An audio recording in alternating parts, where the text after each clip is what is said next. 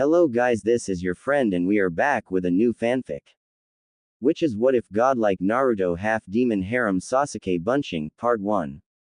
And if you enjoy this fanfic then please press the like button and subscribe to my channel for more fanfic like this. And now let's start the fanfic. October 10th, 6 years after the Kyuubi attack. Frigid rain fell heavily as lightning flashed, briefly illuminating the form of a young 6-year-old blonde before thunder ripped through the skies above. Between the flashes of lightning, it could be seen that the young boy's shirt was full of holes of various sizes, exposing his malnourished body to the bitter elements.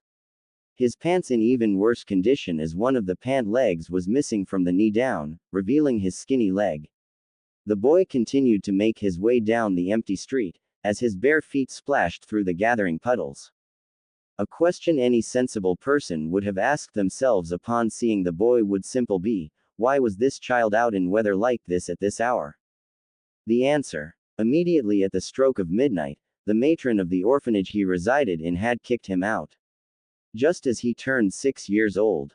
With nowhere else to go, the child merely wandered the streets looking for some kind of shelter to get out of the cold. Stopping in front of a small alleyway, he peered down just as another flash of lightning lit up the village once more. Seeing a small pile of cardboard boxes and some plastic wrap used for shipments, he tentatively made his way towards them. It wasn't the most ideal of shelters, but it would do for the night until he could visit the old man and tell him what happened. Shuffling over to the pile of debris, the young child began to set to work on his home for the duration of the early morning hours. Just as he finished placing the plastic over the box to ward off the rain, he heard a group of footsteps behind him. Turning around, he saw a group of men and women gathering in the alley, blocking his only exit. Looks like the matron was right, the little demon brat is all alone with no one to watch over him. The man at the front stated with a sinister grin. My daughter would have been 10 years old this month if it wasn't for you. A woman shouted from the middle of the mob, prompting others to express their agreement. Be you, but I didn't do anything. Naruto could only stammer as he backed away from the crowd that slowly began to descend on him with malicious intent. Don't even try to lie, you demon brat. Another man replied as he raised his hand that held a lead pipe and brought it down harshly on the young boy's shoulder. A resounding crack could be heard and a cry of pain from the young child as his right arm hung limp from where his clavicle was broken. After the initial strike, everyone else joined in, throwing rocks, bottles and even some kunais at the poor child. Ignoring his cries of pain and pleas to stop. These only seemed to inspire the mob more. After a few minutes, Naruto collapsed to the ground, blood pooling around his body as darkness began to claim his vision. Bloodied, with kunais sticking out of his chest, belly and legs. As the mob stopped, the leader of the group came forward and took out another blade. This is for my family, you demon sack of filth, he stated as he brought the blade down on the child's arm and slashing it down, opening the flesh up to expose muscle and tendons.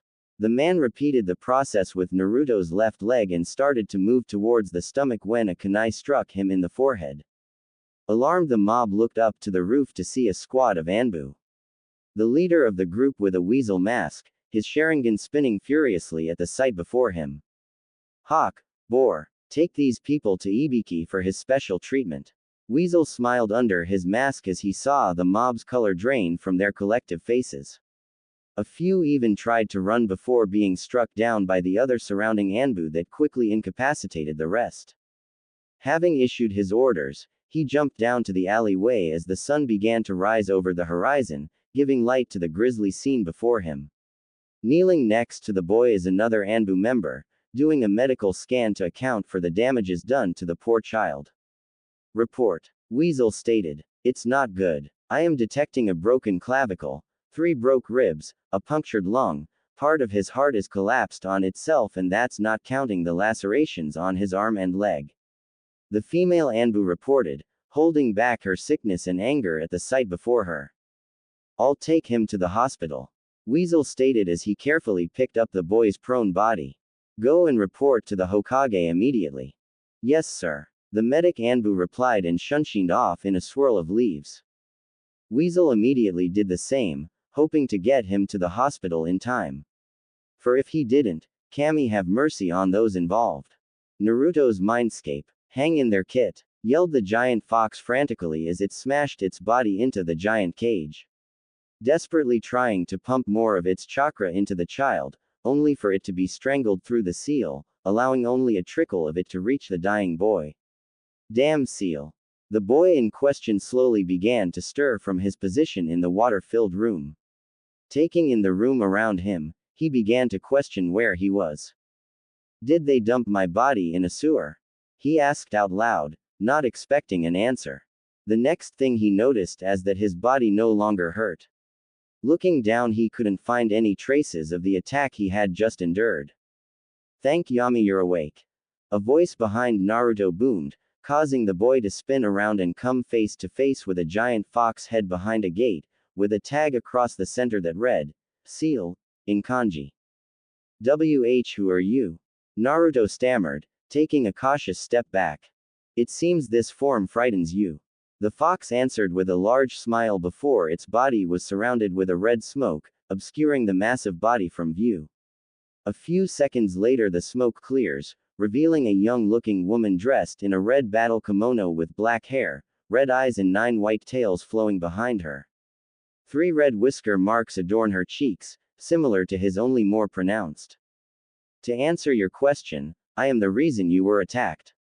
The newly formed girl stated, remorse evident in her voice. How are you the cause of it? Naruto asked, clearly confused. Because I am the Kyuubi no Kitsune. She clarified, waiting for the boy to lash out at her. However, nothing came, he only stared at her in bewilderment. 6 years ago, I was manipulated into attacking this village. She continued. I am not sure who it was. The only thing I remember is being ripped out of my former host and tossed out into the world before a man in an orange mask put me under his control and had me attack the village. Then I was sealed into you. Wait, if I am talking to you now, does that mean we are inside me? The young blonde tried to wrap his brain around this bit of information. Yes, we are inside you. More precisely, you mindscape. The Kyuubi answered, before turning serious. But we are low on time. Right now, your body is dying and I can't give you enough of my chakra to heal your wounds. What? You're saying I am dying? Naruto exclaimed in a voice of panic. Yes, I can only delay it. The girl behind the cage explained, hanging her head in sorrow. I'm sorry. That damn seal is preventing me from giving you more of my chakra. Is there anything I can do? Naruto asked as he gazed up at the gate with a frown. He may hate how the villagers treated him, but he wasn't ready to die just yet. If you could weaken the seal, more of my chakra would be open to you. She explained. What if I just take the seal off? No, the girl exclaimed. That would only kill you. Just tear a piece of the corner off, no bigger than your thumb. Nodding, Naruto moved towards the seal. As he reached up to tear off a piece, a flash of light appeared before a sharp kick threw the boy to the other end of the room, causing him to spit up some blood, slipping into unconsciousness.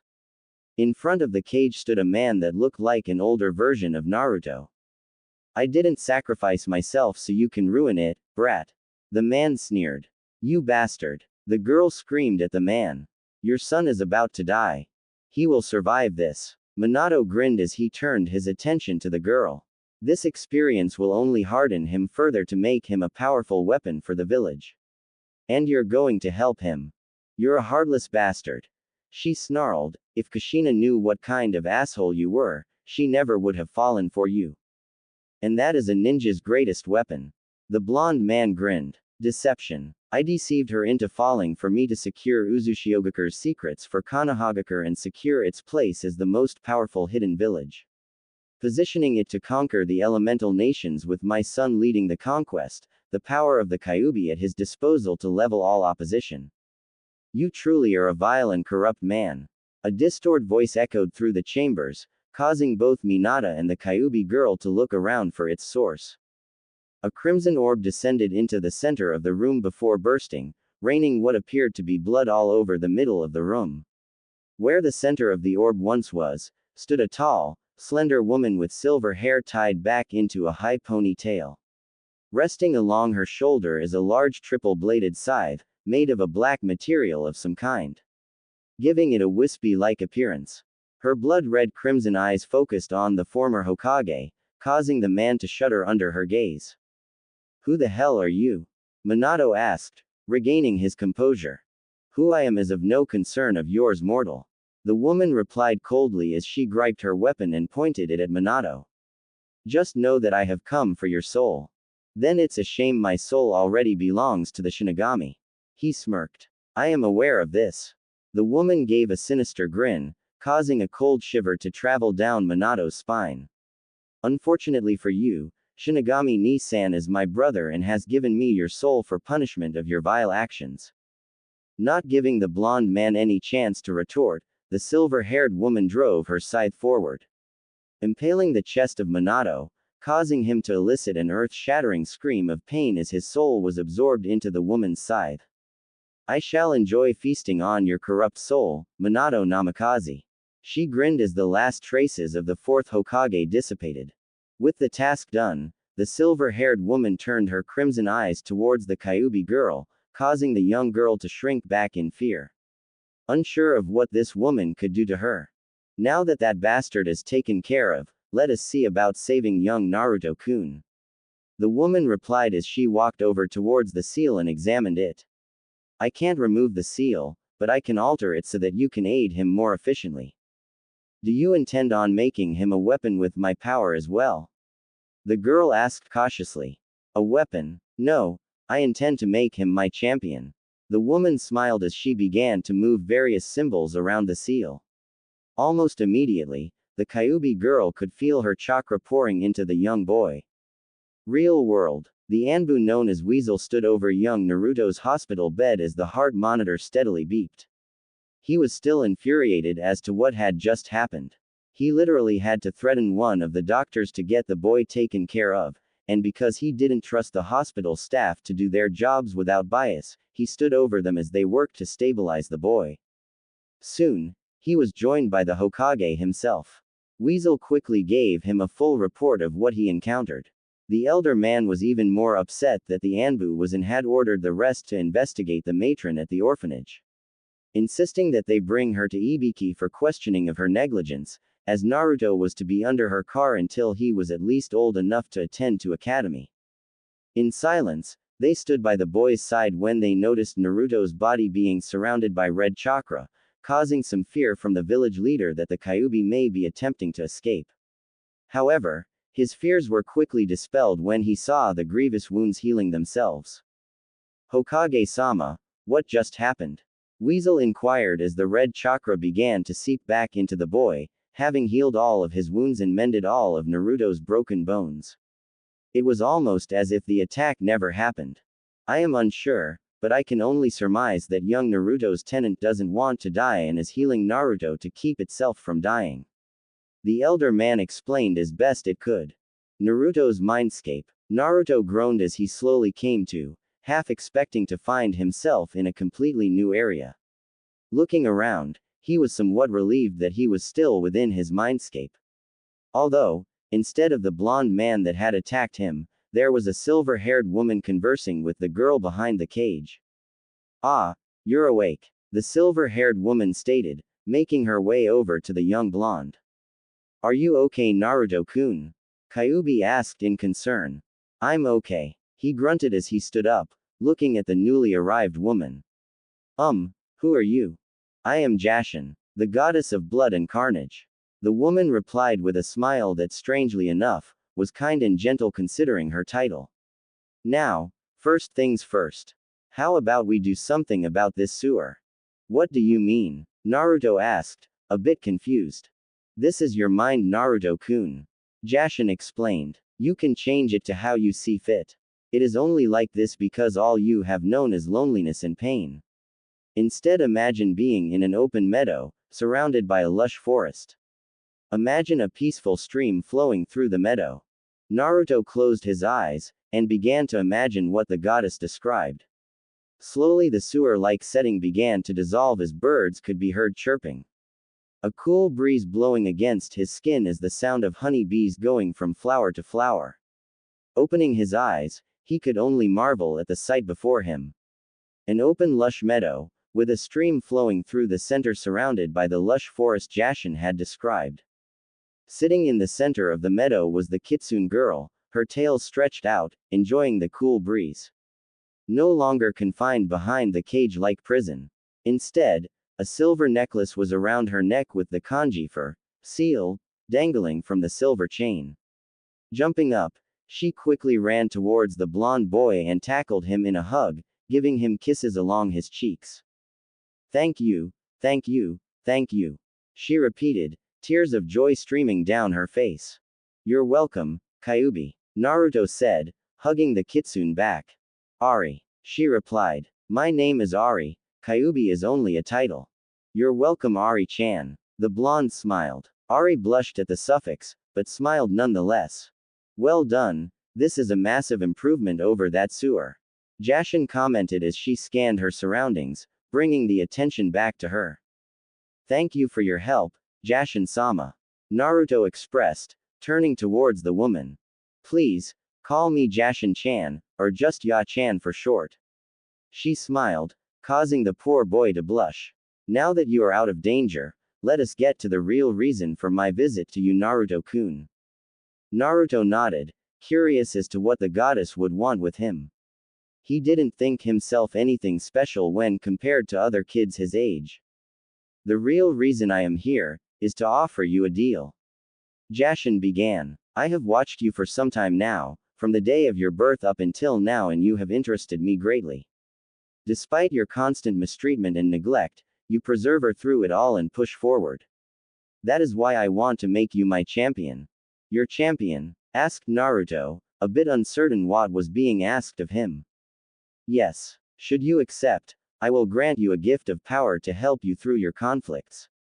However, while I will grant you this gift, it will be up to you to learn how to use it to its fullest extent, the goddess answered. What power would you give him? Ari asked, a little curious. The power over shadow and darkness. The goddess grinned. Normally I would grant my champion immortality, but Naruto-kun is special and deserves something more unique. What would be required of me in being your champion? Naruto asked. Simple. Jashin started. You would be tasked with 2 missions.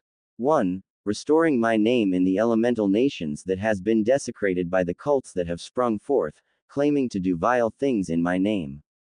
2. You will be asked to reap corrupt souls for me. However, you will not be tasked with these in the near future. Before I accept, I have one question. The blonde stated. Power doesn't come without cost. What would be the price of accepting this gift?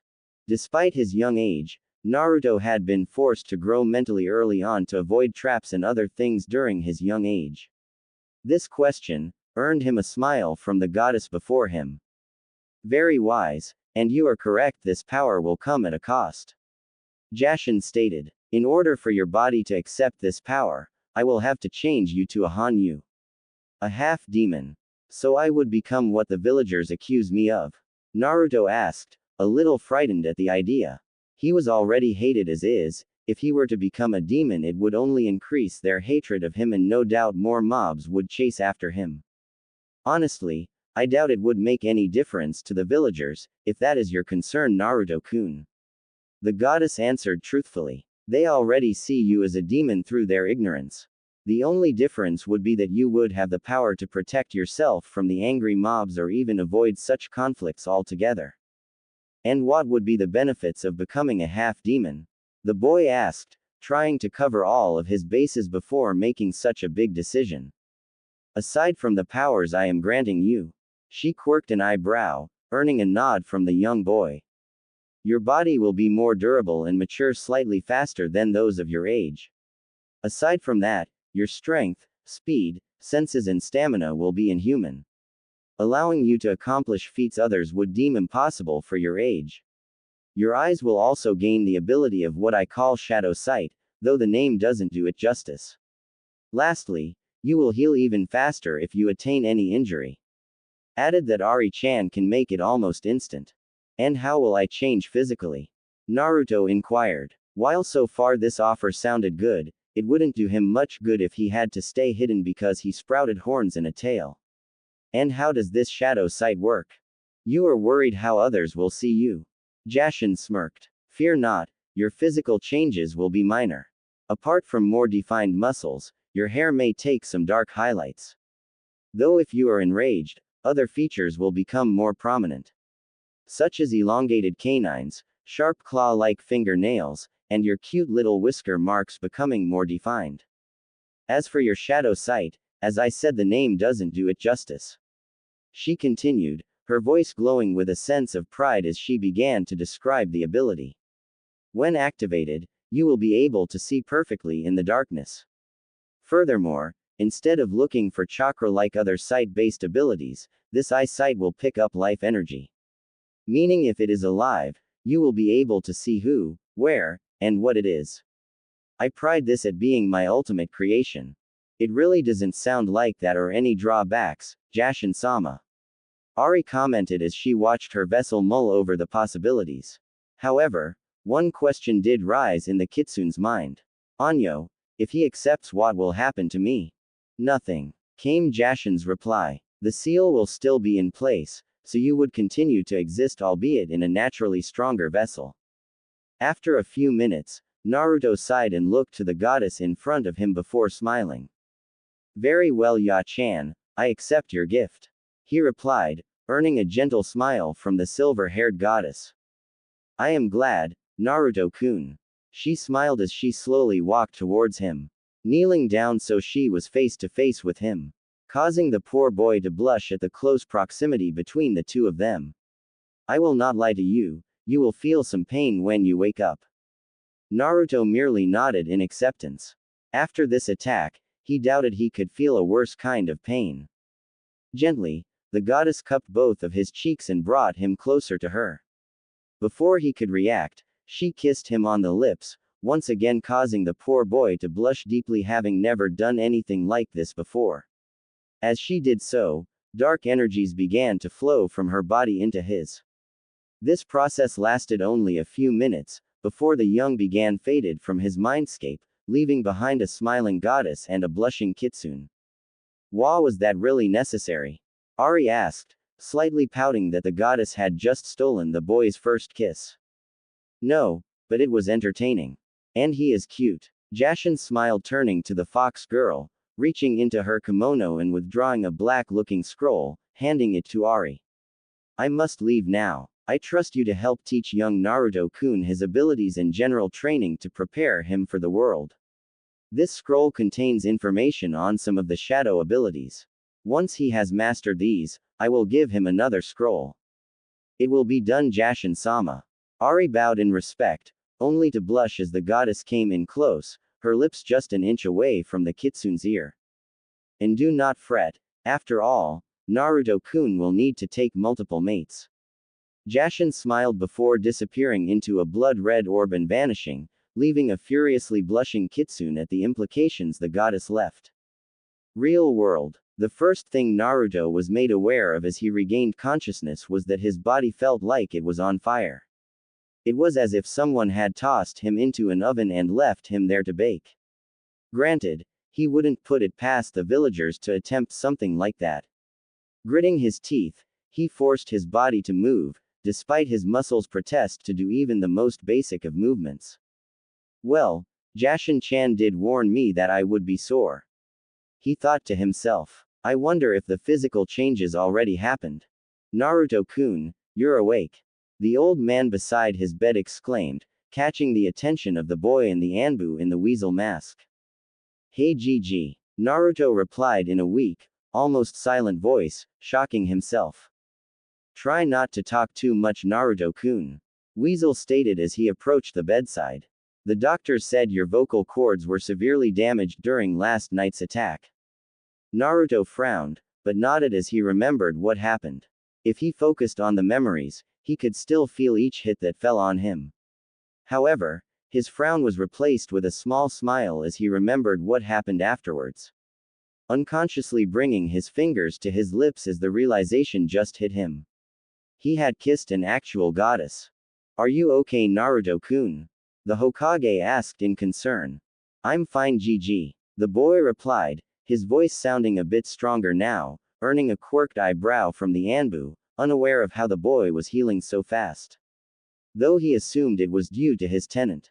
As I understand it, the matron of the orphanage kicked you out this morning before the attack. Currently she is being detained and a replacement for her is being reviewed so that we can get you situated back with the other kids. At this Naruto only shook his head. Is there any way I can get my own place? Naruto asked. You know the villagers hate me, so no matter who is in charge, it will just happen all over again later. Hiruzen could only sadly nod. He knew the boy had a valid point.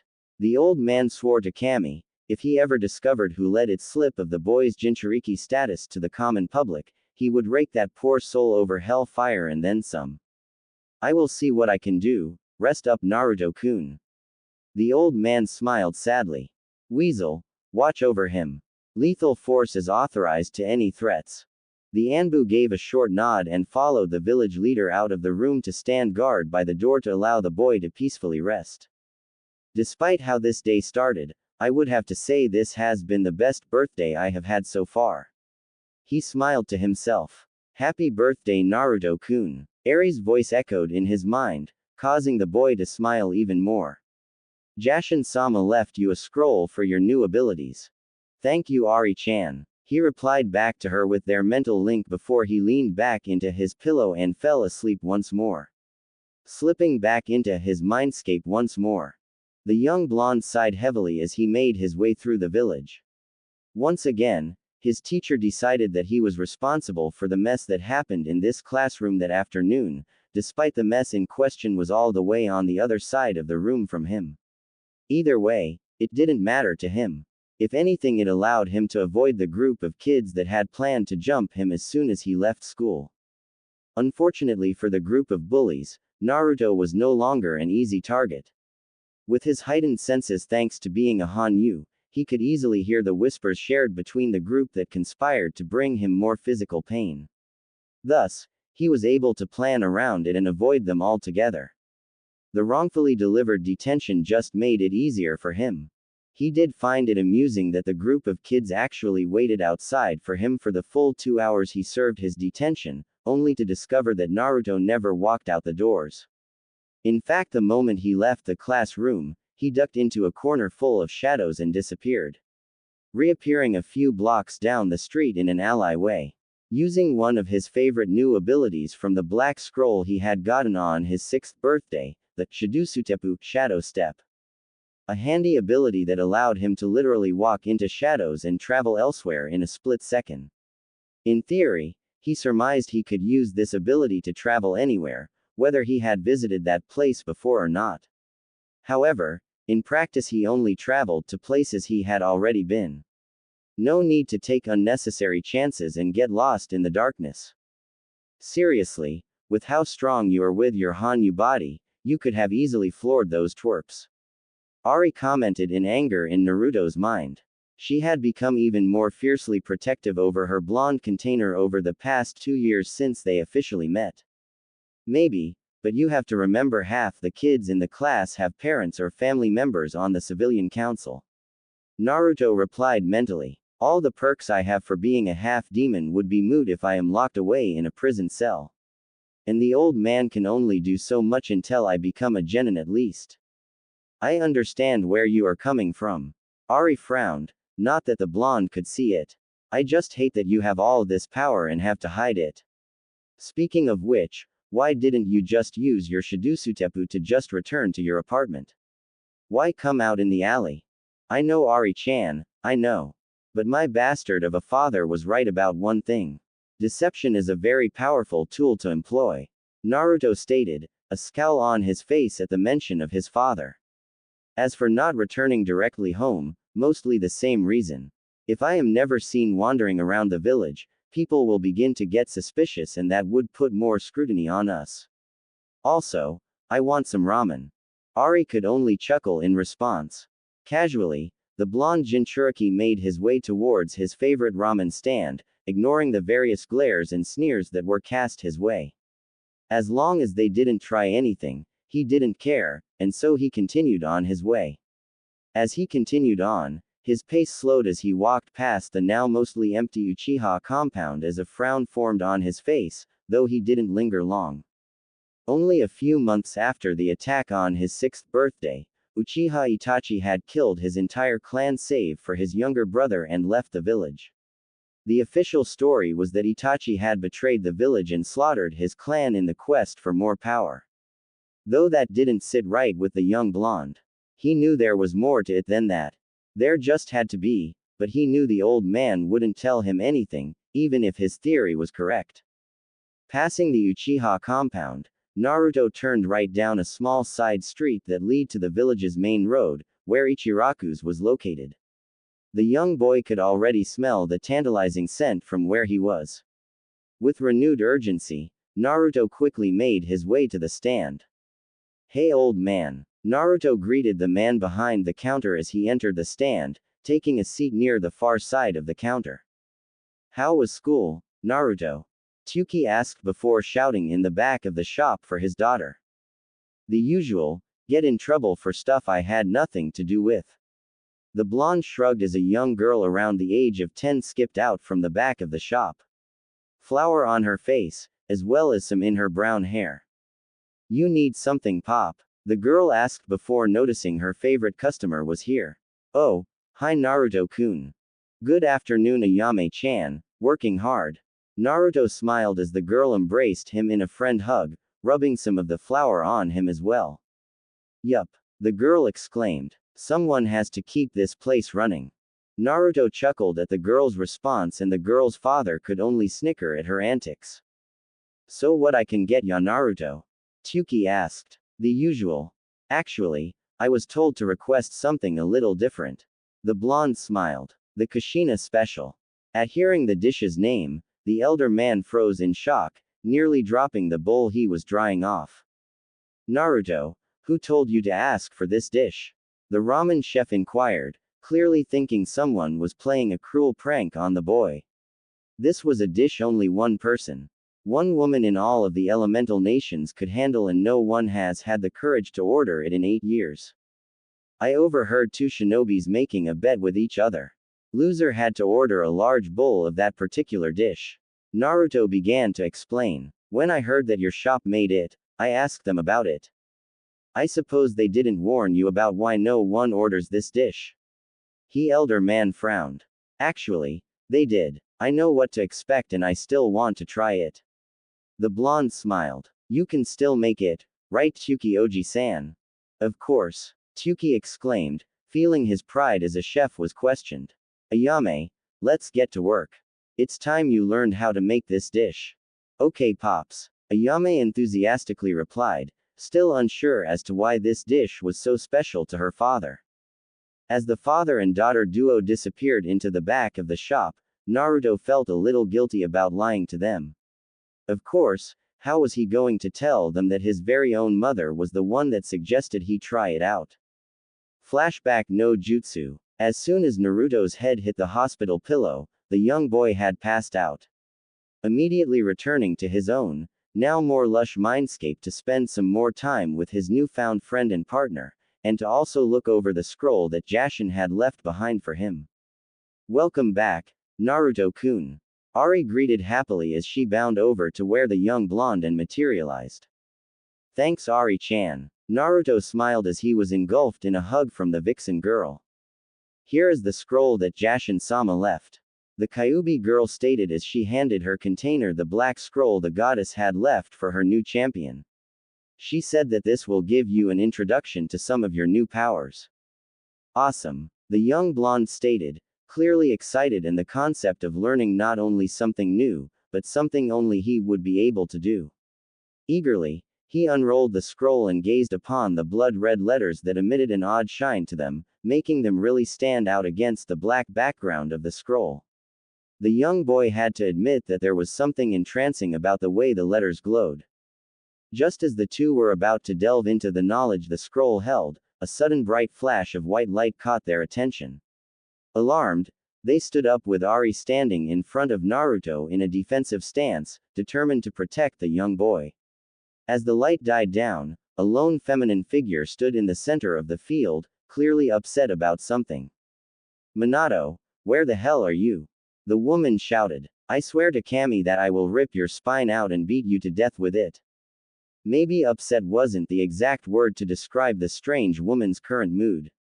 The two remained quiet as the woman continued to rant and yell of the graphic things she was going to do to Naruto's father. As the two silently observed the woman, Eri's eyes widened in realization.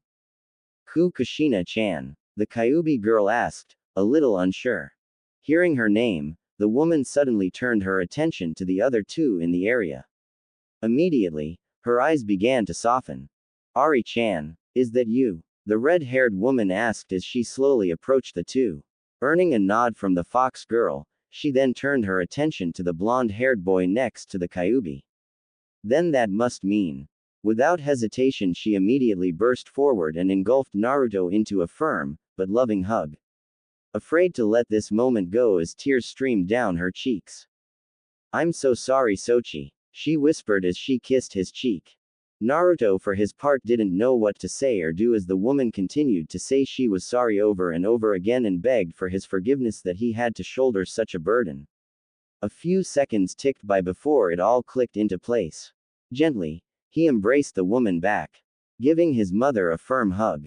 It's okay Ka-san, I don't blame you. He whispered, tears now starting to form in his eyes. I swear to Kami, if I ever get my hands on that bastard of a husband of mine. We know, you were very vocal and descriptive of what you were going to do Ka-chan. Kushina blushed at the comment. Also, you don't have to worry about him anymore. Naruto continued, earning a confused look from his mother. Jashin-chan took his soul earlier today. The blonde boy explained. Upon hearing the name Jashin, Kushina's eyes widened in fear. Also the fact that her son had added the Chan suffix at the end of the brutal goddess's name only elevated her worries.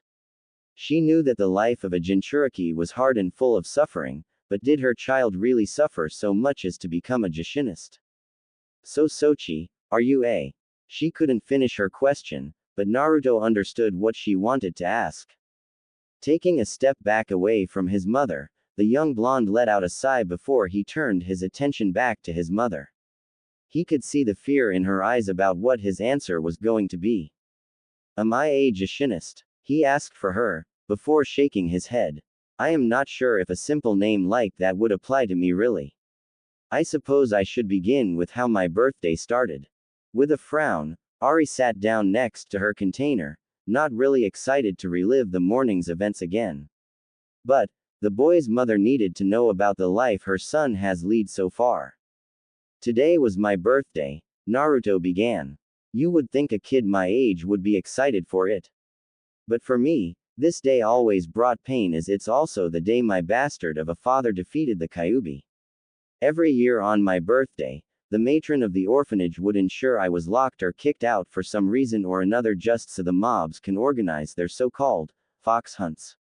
It usually ends about how you're imagining it. For her part, Kushina was becoming more and more livid at the actions of the villagers. The same villagers that her ever so loving dear of a husband had promised would take care of their son in their absence should the worst come to happen. Her eyes suddenly widened. This is what that bastard meant by taking care of their son. This year was the worst, and the best at the same time, ironically. Naruto smiled, breaking his mother out of her chain of thoughts.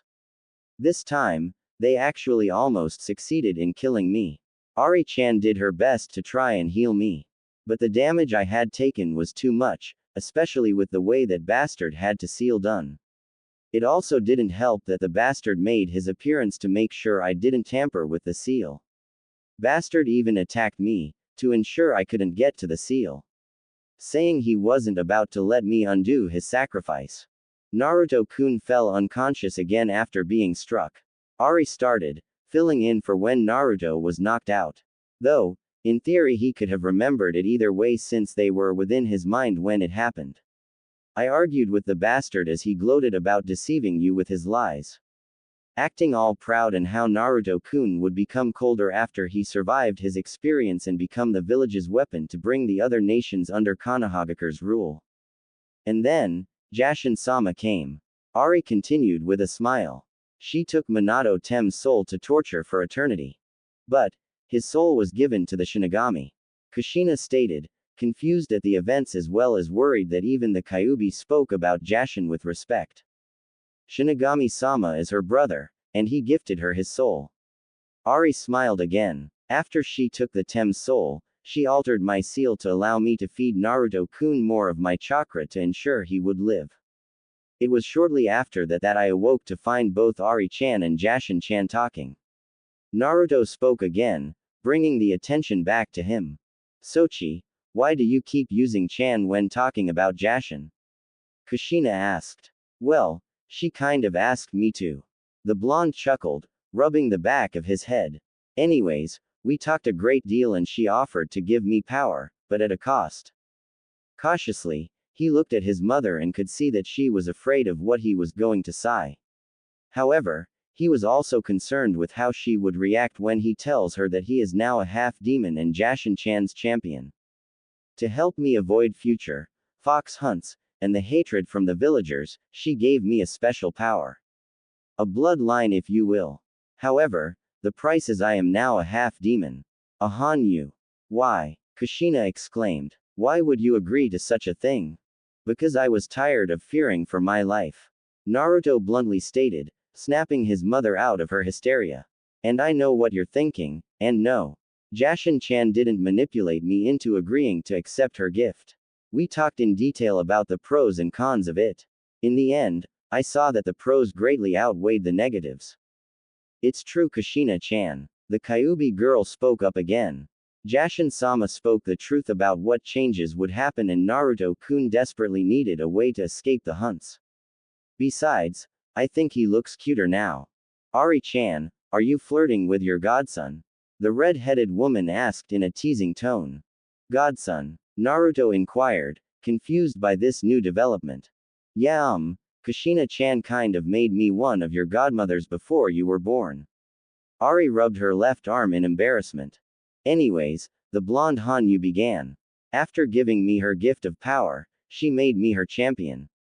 When I am ready in terms of skill and strength, I am tasked with restoring Jashin-chan's name to the world and wiping out the cults that have defiled her name. Cults? Kushina asked. I was under the impression that these cults did as Jashin commanded. And therein lies the problem. Naruto sighed. You see, these cults work in their own self-interest and will sacrifice anyone, regardless. Does Jashin-chan want souls? Yes, but only corrupt souls. These cults defile her name. So you see, Ka-chan, you don't have to be afraid of Jashin-chan. Okay. I see, was all the elder Uzumaki said, wrapping her mind around the information she had just been given. But I do have a question. Ari-chan said she was one of my godmothers, who are the others? Tsunade Senju, one of the 3 legendary Sannin. His mother replied with a smile. Your father though, named Jiraiya your godfather though. Then I know who not to trust. Naruto frowned. After his first impression of his father, he didn't trust anyone associated with the man, and with what he learned from Ari-chan, he would wager that his godfather would also seek to manipulate him to further his father's plan. Too bad Jashin-chan put a wrench in their plans. Kushina for her part could only nod in agreement. She never liked the perverted old man to begin with, and after her son's experience with his father, she couldn't blame him for not trusting anyone connected to the bastard. Finding who to trust is always a gamble, his mother remarked. However, the seriousness of the moment was disrupted at the sound of the young blonde's stomach rumbling in hunger, causing the 2 women to chuckle a little and the poor blonde boy to rub the back of his head in embarrassment. Soon as I get out of this hospital, I am getting me some ramen. Datbeo, the blonde proudly exclaimed, not noticing the verbal tick he had. No better ramen than Ichiraku's. Kushina smirked. Tsuki is the chef of Kami himself. I know. Where do you think I get my ramen? The blonde replied. Sure, those instant ones are good to hold you over, but they taste bland. Though, Jashin-chan says I need to eat more than just ramen to get stronger. She's right, Datbane. The redhead stated, for once agreeing with the goddess of blood and carnage. You need to eat balanced so you can grow faster and become stronger. Girls aren't going to want a skinny Hanyu. Naruto could only smile at his mother's words. Especially the last part, since to him it symbolized that she had accepted his choice and had trust in him. However, the feeling of joy soon began to disappear as his mother's body began to fade. Looks like my time is up, Sochi.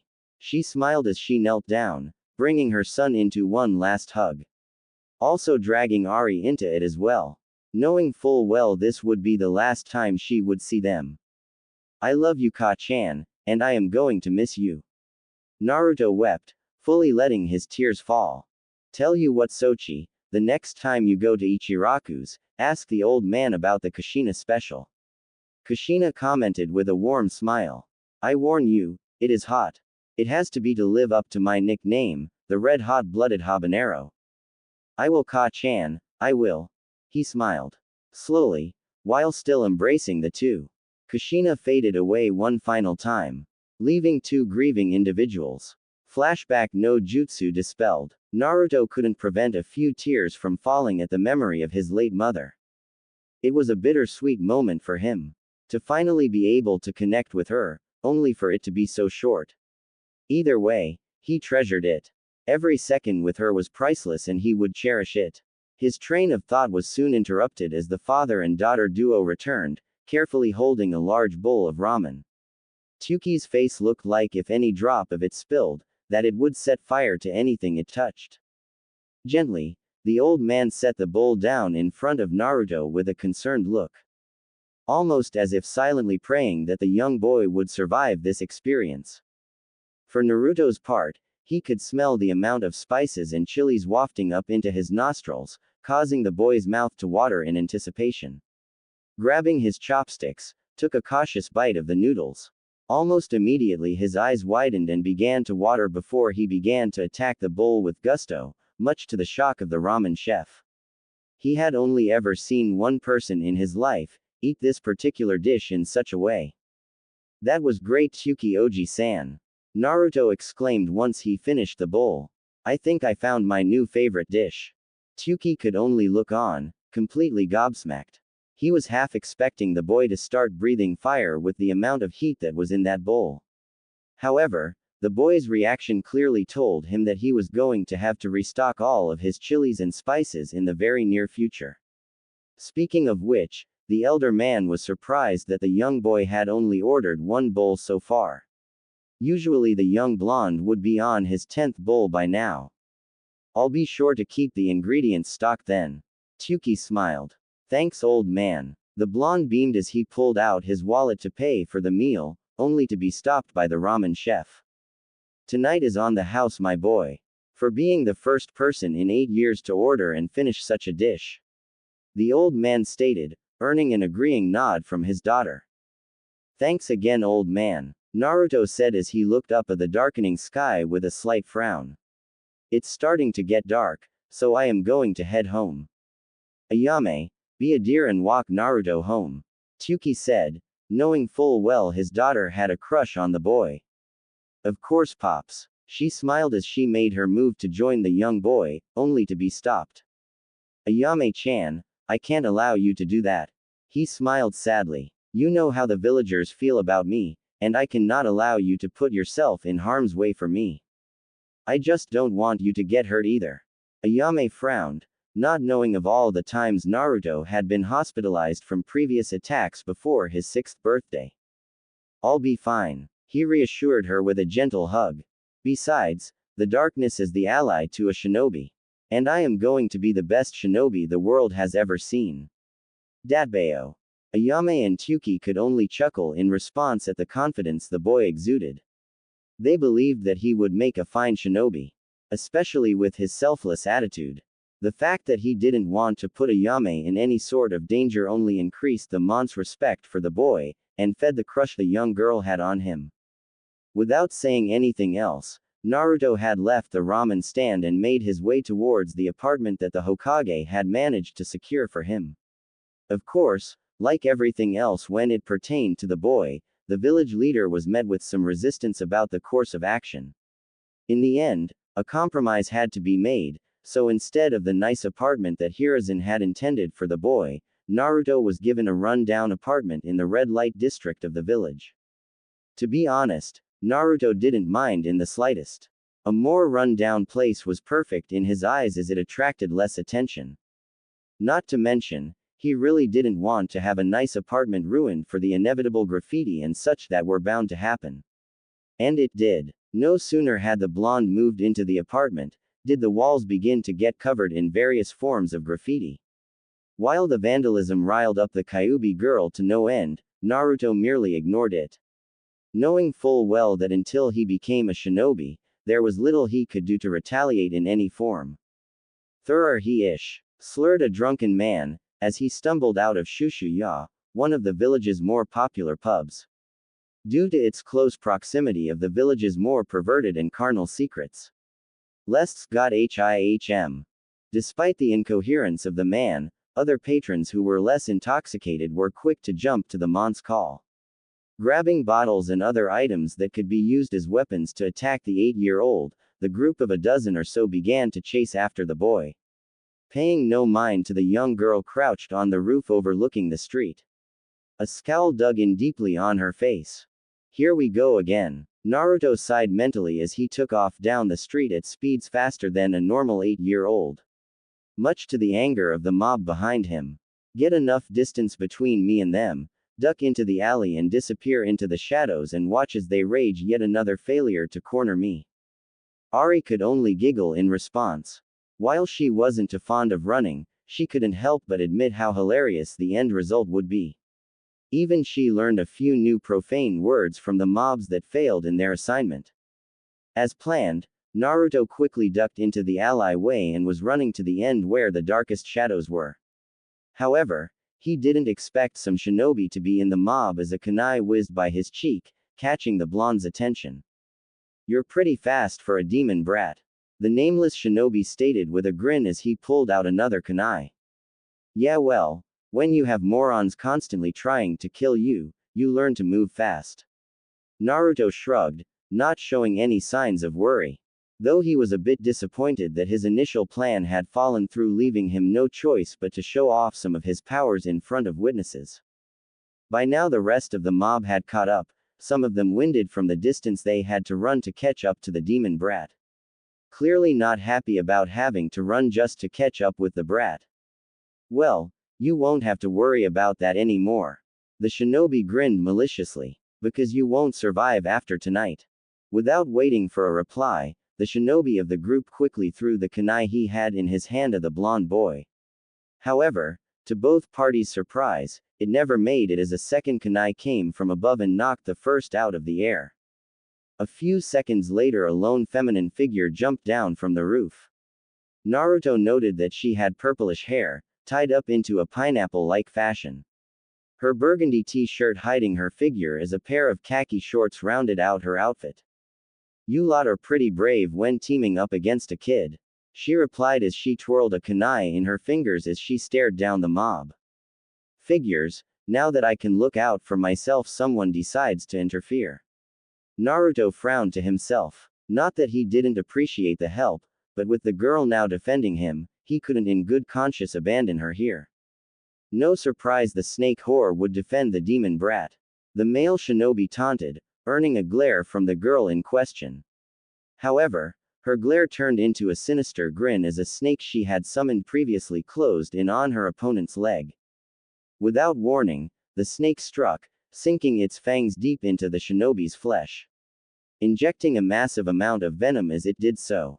Yelling out in pain, the man kicked the snake away before turning back to the woman before him. In a last-ditch effort in killing not only the snake whore, but the demon brat as well, he tossed a final kunai with an explosive tag attached to it. Seeing this, the purple-haired woman cursed and turned and lunged towards the blonde-haired boy, covering him as the explosion went off, sending massive amounts of shrapnel and other debris all over the alleyway. A fair amount hit the girl along her back, ripping her shirt and skin as blood began to pool around her. Two pariahs didn't have much time to consider their position as the wall fell over, burying the two in a pile of dust and debris.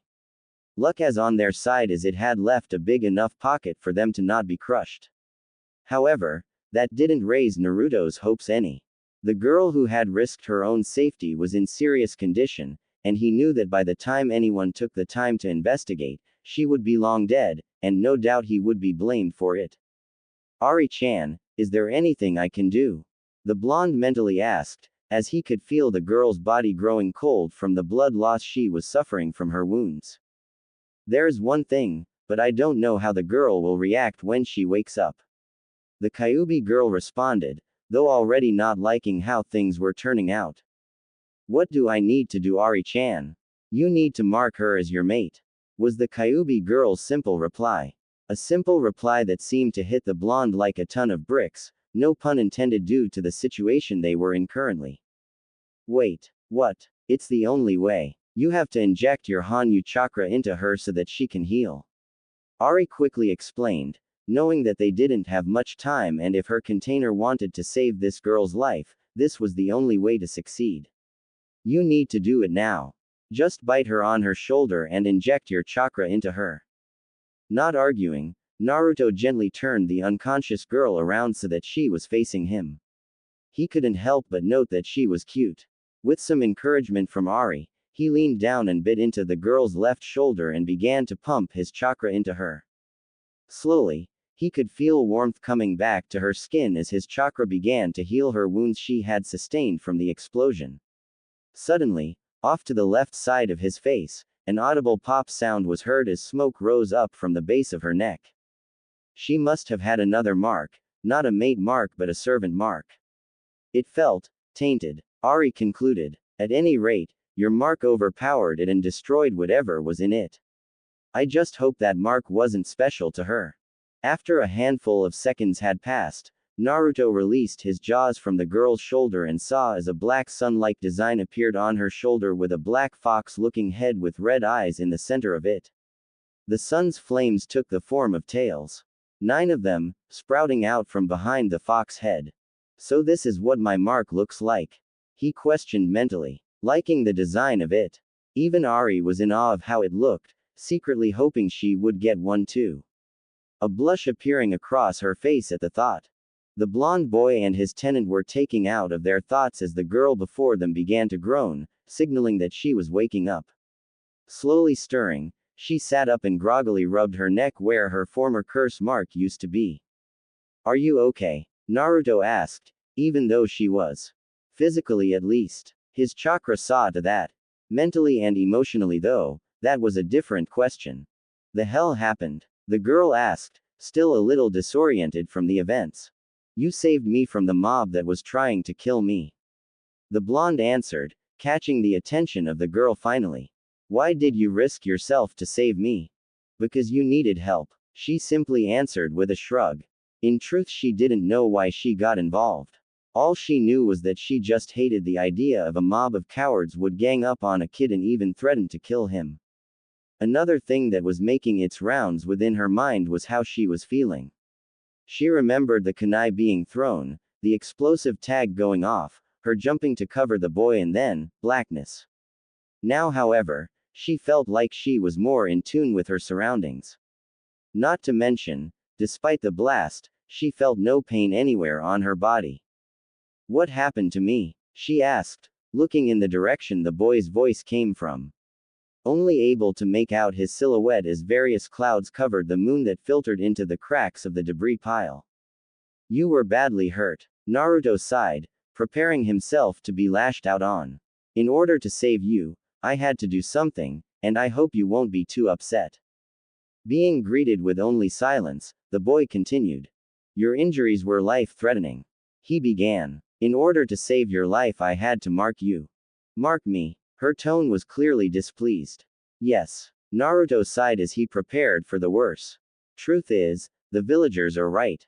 I am a demon, or at least a half-demon thanks to their attack on me 2 years ago. So in order to save your life, I had to mark you as a mate. A potential mate. Ari chimed in as she began to remember smaller details about the marking ritual. In order for you two to become mates, she must accept and mark you back. Sorry, potential mate. This stuff is still pretty new to me. He nervously chuckled. Great. The girl sighed. Another mark. I may as well just start collecting them since I seem to attract them. You only have one, Naruto commented. What do you mean only one? I got marked by that snake bastard 6 years ago. She exclaimed. My mark overpowered his and destroyed it.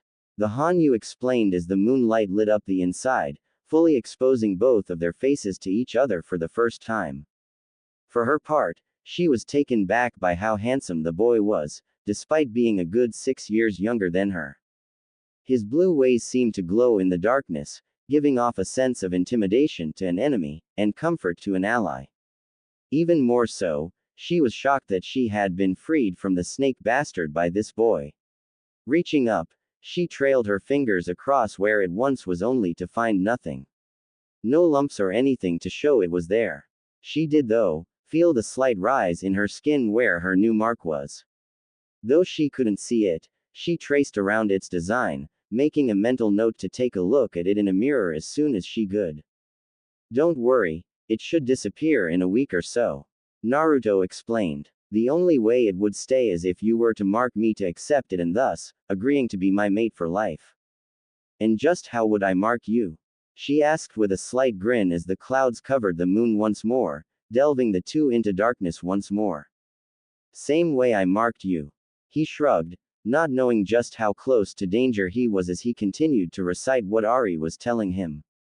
You would have to bite my shoulder and inject your chakra into me so that they mix and form a bond. However, doing this will also change you into a Hanyu as well. Without warning, the girl moved forward and grabbed the young boy, sinking her teeth into his left shoulder as well, drawing some blood to the poor boy's dismay as he felt her chakra start to enter his body. Out of instinct, he clamped down on her shoulder as well. Almost as if sealing the ritual and mating the two for life. Once she was down, the girl sat back and wiped the blood from her mouth, giving it a timid lick as she noted its flavor. So what's your name? The girl asked in an embarrassed tone. Shouldn't we have established that before we mated for life? Naruto quirked a brow, though he couldn't help but chuckle. Anyways, I am Naruto, Naruto Uzumaki, resident demon brat. The sexy and no longer single Anko Mitarashi. The girl now identified as Anko introduced herself, earning another chuckle from the boy in front of her. Nice to meet you. He smiled. The young Hanyu sighed as he walked into the classroom. The entire morning, his tenant was ranting up a storm over the outfit he had decided to wear during his academy days. A bright orange and blue jumpsuit that all but screamed, "Kill me." To everyone. Sure, the female kitsune understood her container's reasoning, but she still didn't like it. And she made it known, vehemently. Naruto only chuckled at the Kyuubi girl's antics. Cocking his head to the side, he let out a second soft sigh and quickly moved to his seat towards the back of the classroom, just in time to avoid being trampled by two girls. Sasuke-kun. The pair of girls exclaimed as they pushed through the door. One with pink hair and one with blonde. Upon realizing that they both called for the same boy, they shot each other a hateful glare. Naruto only frowned in response of the scene in front of the classroom. These two had been like this the entire month and a half since the academy started. Always vying for position to earn the last Uchiha's attention and affection. Despite it being obvious that the emo had no interest whatsoever in the opposite gender. Leading to a few rumors that the raven-haired boy played for the other team. His eyes wandered to the pink-haired girl. Sakura Haruno. A girl from a civilian family, though her mother had a spot on the civilian council and was one of his primary antagonizers to constantly try and call for his banishment or execution. Though each attempt always got overruled by the old man. Despite only having her father to help teach her, since he was a former shinobi though retiring at the rank of genin, Sakura had initially shown promise of being a capable kunoichi. However, that opinion quickly began to deteriorate ever since she became a fangirl of the last Uchiha. Allowing his eyes to travel over to the next girl. Ino Yamanaka, hailing from a clan of mind walkers. Naruto had met her father on occasion when he would meet up with Anko after one of her torture sessions. Inoichi was head of the interrogation division, whilst Anko would torture other criminals and captives for information. Like Sakura, Ino had the markings of a great kunoichi, but also like her pink-haired rival, she squandered it all for the attention of the brooding emo. Naruto then turned his attention to the source of the girl's obsession. Sasuke Uchiha, only survivor of the Uchiha massacre. As a result, the boy was pampered beyond belief by the civilians and civilian council alike. As such, the raven-haired boy's ego and arrogance had inflated to an insane degree. Constantly thinking he was better than anyone and that everyone was entitled to give him what he wanted in order for him to kill his brother and restore his clan. Letting out a soft sigh, the Hanyu turned his attention to his next classmate. Kiba Inuzuka of the Inuzuka clan. On his head, sat the boy's faithful Ninken, a white dog named Akamaru. For the most part, Naruto had no issues with the boy's clan, but Kiba himself was a different story altogether. He was brash, arrogant almost to the Uchiha's level, constantly bragging about being an alpha and that everyone should respect him and all girls should want to be with him. This has caused lots of friction between the Inuzuka boy and his mother and sister. Naruto recalled one particular moment when the young Inuzuka had even attempted to get with his Anko-chan. Before his mate literally threatened to castrate the young boy if he even glanced in her direction, giving the dog boy a cut on the cheek to emphasize her point. Since then, Kiba had avoided the snake mistress at all costs. Unfortunately, it didn't teach him anything, as the boy continued to harass various girls in the class. Shaking his head at the memory, the young blonde then turned his attention to another classmate. Shino Aburame, a bug user from the Aburame clan. Like the Inuzuka clan, they were renowned trackers, using their bugs to detect chakra signatures and even neutralize targets by depriving them of their chakra. Unlike his Inuzuka counterpart, Shino was quiet and collected, rarely speaking out unless spoken to, rarely showing any emotion at all really. Naruto deduced that it had something to do with the boy's connection to his Kikaichu that forced him to remain stoic. Behind the Aburame sat the Hyuga heiress, Hinata, oldest daughter to the current clan head. Naruto noted that she was shy and timid, making the Hanyu wonder why she had chosen to become a kunoichi to begin with, as these were two traits that didn't mix well with the profession. Though he surmised there was no doubt pressure from the girl's father and clan elders, from the rumors he had heard about the Hyuga clan. On top of her timidness, he could see the girl already lacked self-confidence with the way she dressed. Covering every part of her body with heavy clothing, leaving only her head and hands exposed. Though this seemed to work in her favor, as his modest outfit had kept her off the radar of the Inuzuka boy. To be honest, Naruto wasn't sure how the timid girl would react if the boy turned his attention towards her. Considering her lack of confidence in herself, the Hyuga heiress wouldn't be able to reject the Inuzuka boy and be trapped in a relationship where she would only be viewed as a trophy rather than a real mate, despite the boy's constant use of the word. Frowning at the last thought, he turned his eyes towards the next student. Choji Akamichi of the Akamichi clan, who also owns and operates the village's unique barbecue restaurant that he had visited from time to time, as the Akamichis were one of the few that didn't ostracize him, and it helped balance his diet with various meats his body needed to continue to grow. As for Choji, Naruto didn't have any issues with the rotund boy. Though he did note that the Akamichi was sensitive about his weight, prompting him to retaliate against anyone who poked fun at it. However, all anyone had to do is just research the basic information of the Akamichi clan, and they would know how foolish it would be to poke fun at them. In a word, the clan was made of powerhouses. Each Akamichi member able to turn their calories into chakra, giving them a vast supply. Not only that, their own clan jutsus were something to behold and respect, as it allowed them to enlarge themselves with the strength to match. Choji would no doubt become very strong once the boy hit his prime. Then there was the last notable classmate, sitting just a few desks away from Naruto in the same row. Shikamaru Nara, fast asleep on his desk.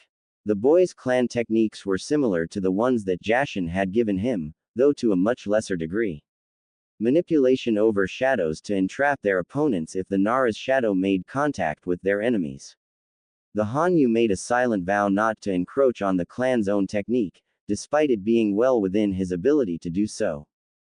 If Naruto had to describe the Nara boy in any capacity, it could easily be summed up by one word. Lazy. Everything to Shikamaru was troublesome. It seemed that the only Naras that were motivated to do anything were the female members of the clan. Which, according to Shikamaru, was troublesome. The rest of the classroom was comprised of various civilian kids that wanted to be a shinobi. Naruto wondered if they were fully aware of the life they would lead if they made it through the academy. Though he knew a majority of the female populate of the class wouldn't make it past the exams in their 4th year. Like Sakura and Ino, most of them were ignorant fangirls, only pinning for the attention of the last Uchiha. Shrugging it off, Naruto pulled out a scroll from his orange jumpsuit and discreetly released it, allowing a second-level Fuinjutsu book that he had been reading. Quickly applying a genjutsu over it to make it appear less suspicious. Already mastering the 1st level, much thanks to his shadow clone technique that Jashin-chan had taught him shortly after he marked Anko. Of course, this led to a lot of teasing from the goddess herself of how her champion was growing up so fast. After a few minutes, both of the instructors entered the classroom, prompting Naruto to seal the book up once more and stow it away in his jumpsuit to read later. One with dark brown hair, tied in a high ponytail, a scar across his face just under his eyes. Closing his eyes, the Hanyu reached out with his sensory abilities that Ari had been instructing him on, to gauge a person's intentions. For the most part, Naruto couldn't feel any hatred coming from the scared instructor. The man was full of pain and sorry over the loss of his parents during the Kyuubi attack 10 years ago. Though Naruto could feel that the man didn't blame him for their deaths and actually separated Naruto from the fox. This only caused the blonde to frown a little, since the scared instructor was placing all his hate on Ari. Though both Naruto and Ari took solace in that the instructor didn't know the full story of what happened. Perhaps later, when the time was right, Naruto could explain to him who was really to blame for the attack. Feeling a pair of eyes on him, Naruto directed his attention to the silver-haired man next to the other instructor. The Hanyu didn't need his sensory abilities to know this man was going to be trouble, just from the look he was receiving. As an instructor, Naruto had no doubt that the silver-haired man would do everything in his power to sabotage him. The blonde only inwardly smirked, as Anko had already prepared him for such an event. Knowing full well how the village viewed the boy. For the next 4 years, the two of us will be guiding you all on your journey to become shinobi of Konoha.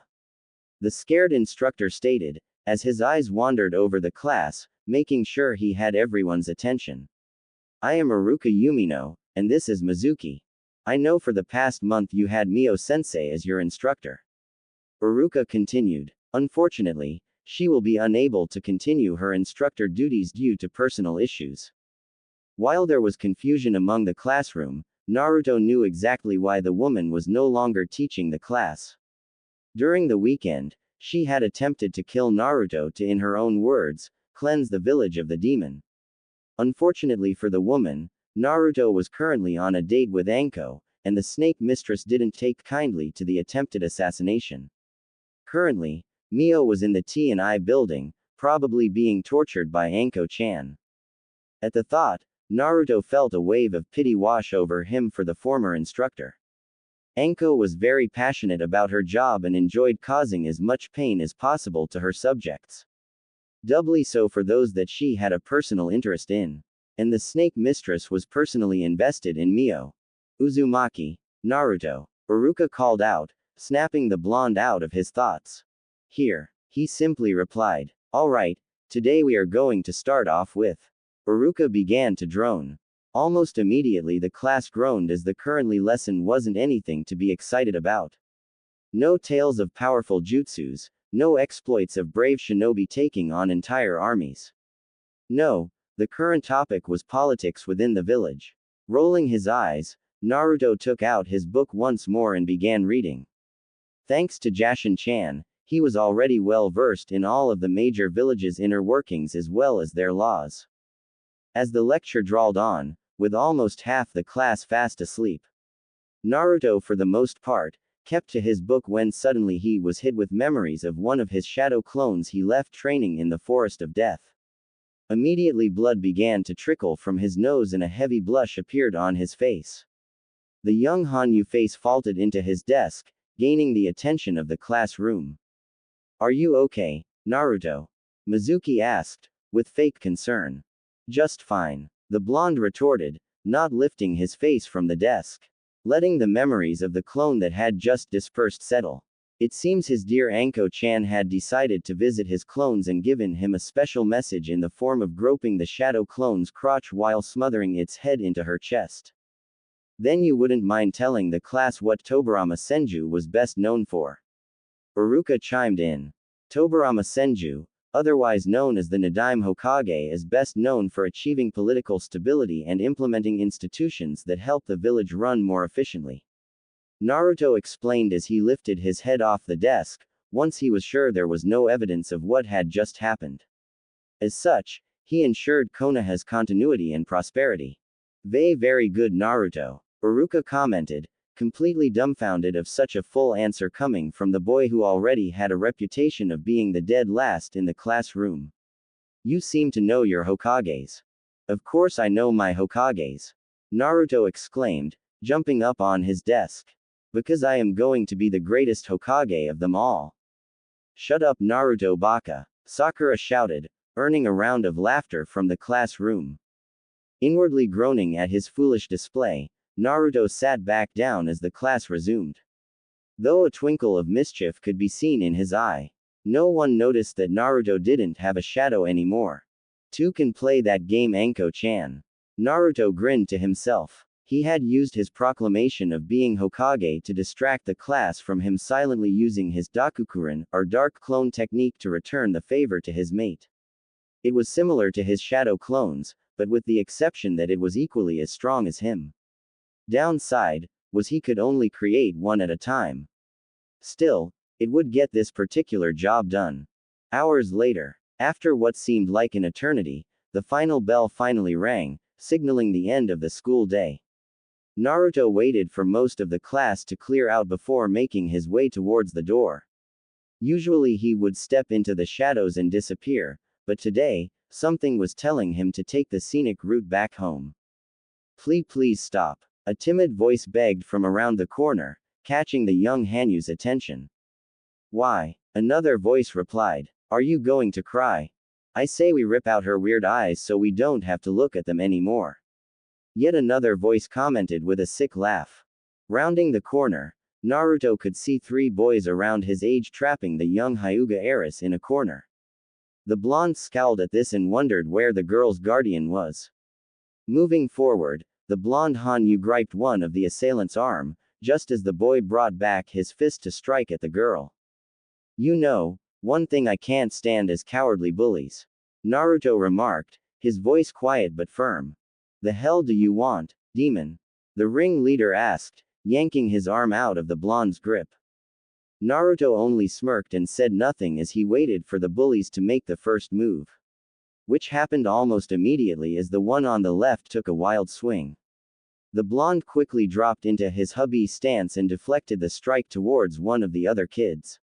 With a series of fluid motions, Naruto quickly dispatched the three boys. "Typical of your kind. You're all tough shit when you can gang up on someone who can't fight back. But as soon as you go up against someone who can, you see just how pathetic you really are." Naruto scoffed at the downed ringleader of the group. "Now, if I ever see any of you approach this girl again, I will personally see to it that you will be eating throw a straw. Do I make myself clear?" With a quick nod from all three of the boys, they quickly scurried away before they incur any more wrath from the blonde-haired boy. "Are you alright?" Naruto asked, as he turned his attention to the crying Hyuga girl.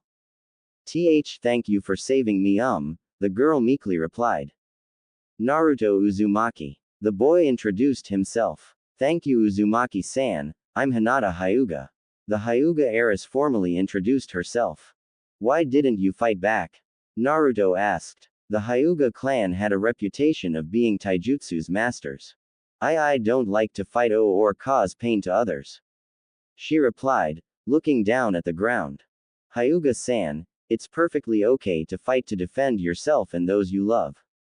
The blonde replied. What is your dream? What do you want to achieve in life? I want to unite my clan under one banner. The girl meekly responded. And do you think it will be easy? She shook her head in response. Exactly, there will always be some form of conflict you must face. He continued. Hold on to your dream, and fight to see it become a reality.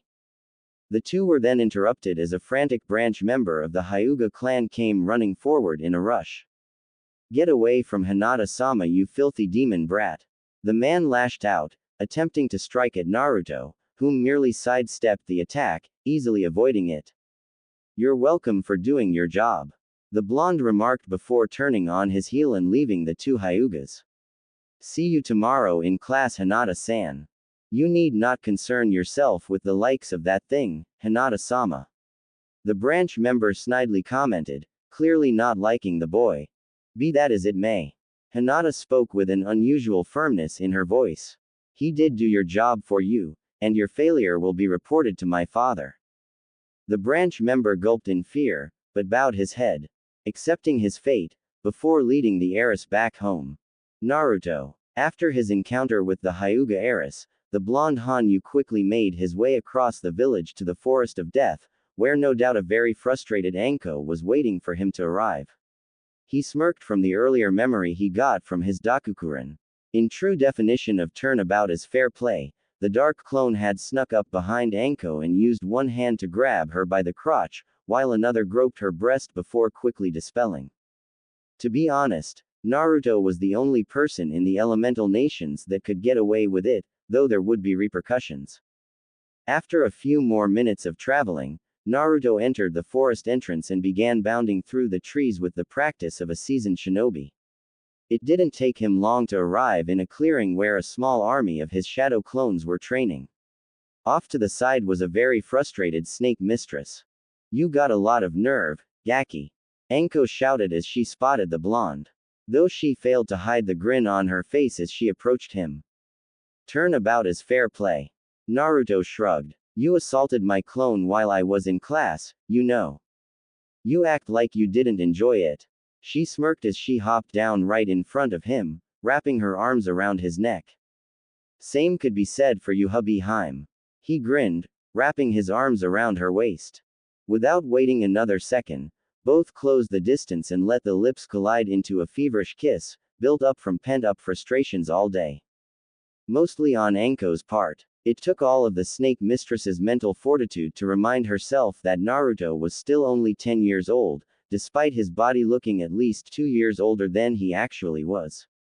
After a few moments, the two broke the kiss, with Anko having a glazed look in her eye due to the feeling of euphoria of being in proximity to her mate.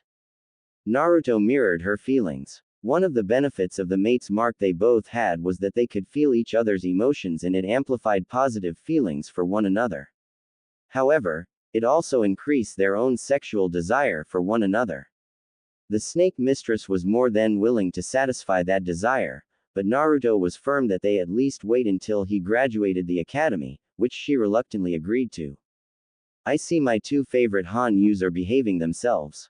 A distorted voice called as a blood-red sphere floated down before bursting, exposing the beautiful goddess of blood and carnage.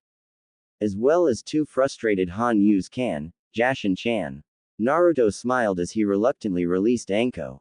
The snake mistress herself had met the goddess just shortly after her encounter with Naruto that fateful night. To say she was shocked would have been an understatement. The usual boisterous Kunoichi was completely speechless that her mate was the champion of the goddess of blood and carnage. Though after a short talk with the goddess, Anko converted into being a true Jashinist. To what do we owe the honor, Jashin-sama? Anko asked respectfully. I came to witness Naruto-kun's progress. The silver-haired woman smiled as she ignited a wispy-looking black scythe in her hand, giving the appearance it was made from darkness itself. Making sure her champion got the message. Smirking, Naruto stepped away from Anko as he activated his own Dakiburdo, having it take the form of his preferred weapon.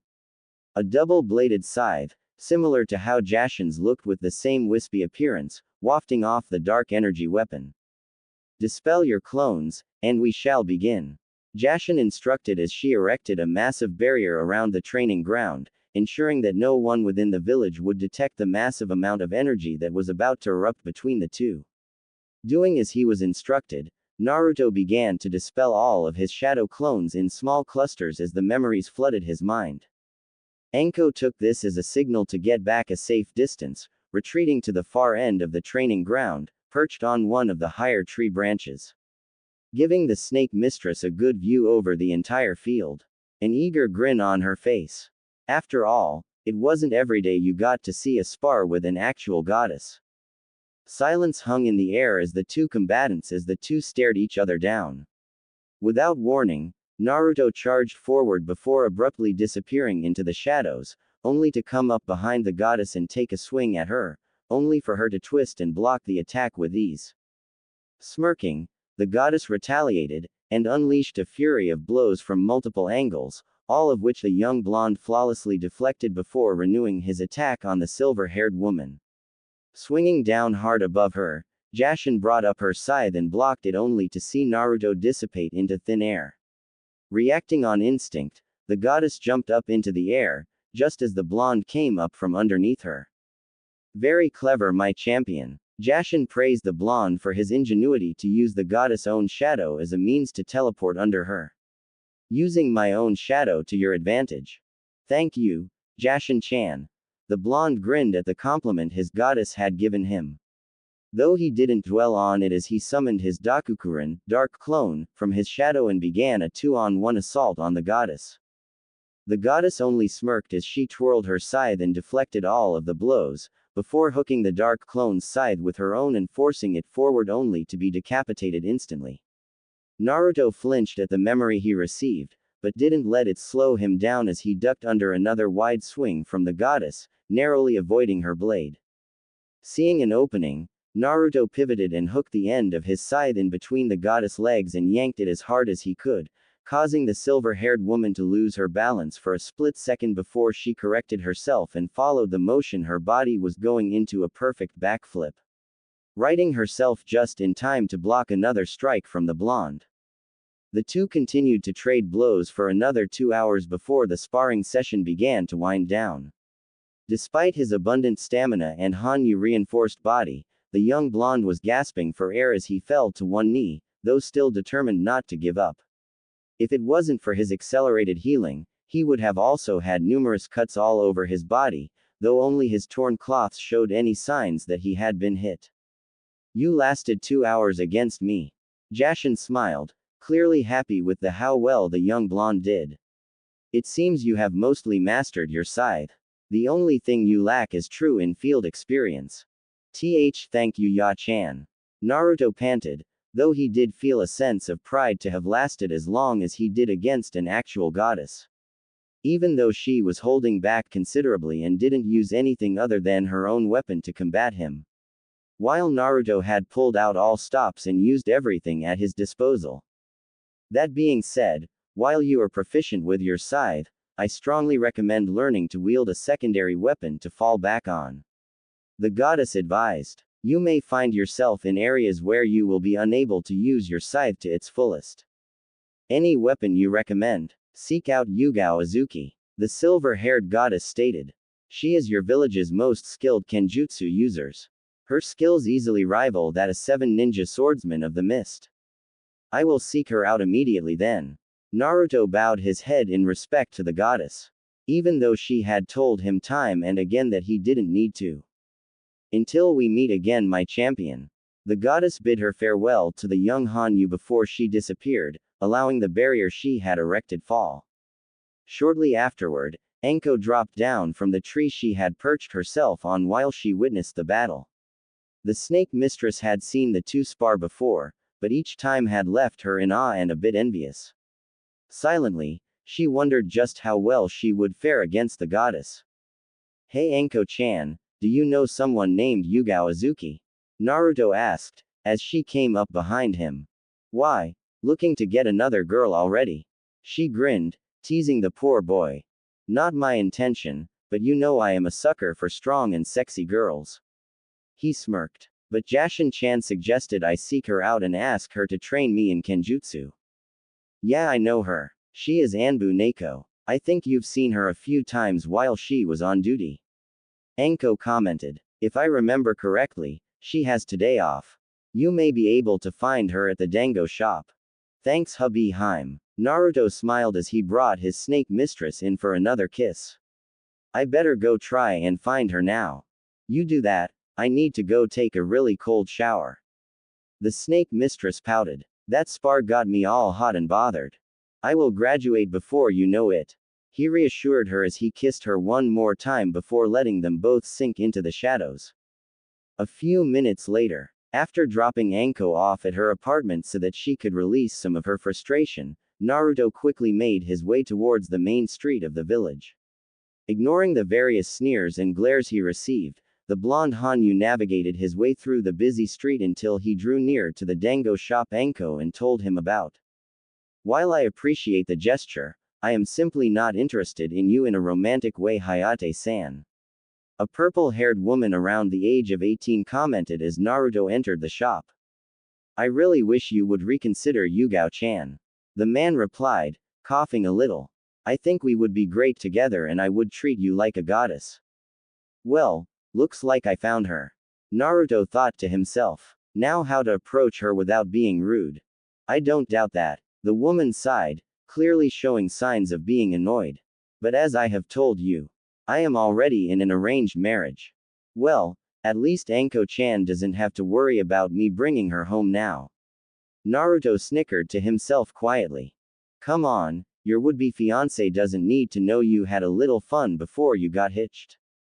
Hayate replied with a grin, before he started coughing again. This caused both Naruto and Yugao to narrow their eyes simultaneously.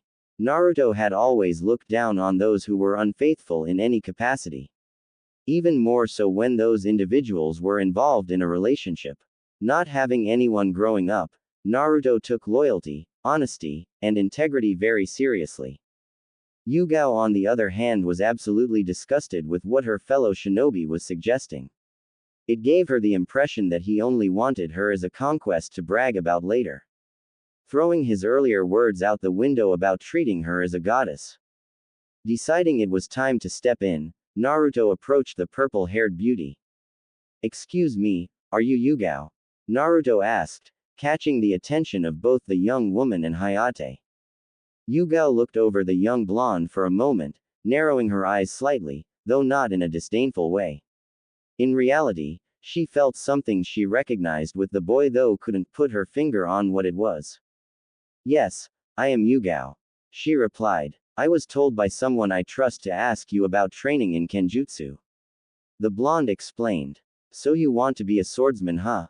She smiled. I may be able to give you a few tips, but first I have an idea. Hayate interrupted, earning a glare from Naruto and a scowl from Yugao, neither that he noticed. How about both of us give you some pointers? I am a Kenjutsu user as well. You get your training, and maybe Yugao-chan and I can get to know each other better. Hayate-san, I have been patient enough with your pursuit of me. Yugao gritted out. The answer is no, and I will not seek to have fun before I meet my potential fiancé. If you continue to insist, I will make a formal complaint to the Hokage about your harassment. Besides, Naruto grinned, not wanting to miss out on getting his shots in since the man had already rubbed him the wrong way.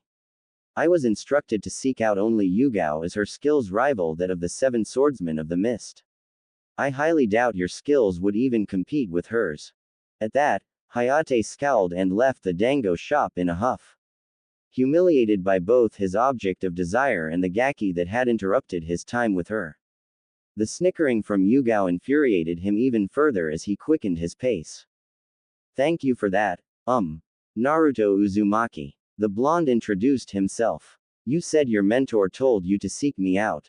Anyone I should know. She quirked an eyebrow as she leaned down just a little so that she was face to face with him. Tell her who I am. Jashin's voice echoed in his mind. Jashin-chan. As soon as he said the goddess's name, Yugao's eyes opened wide in shock. Glancing around to see if anyone was watching them, she quickly grabbed the blonde and used her shunshin body flicker technique to transport them both to a secure location. Once she was positive that no one was around, she turned and eyed the blonde. Did you say Jashin-sama sent you to me? She asked tentatively.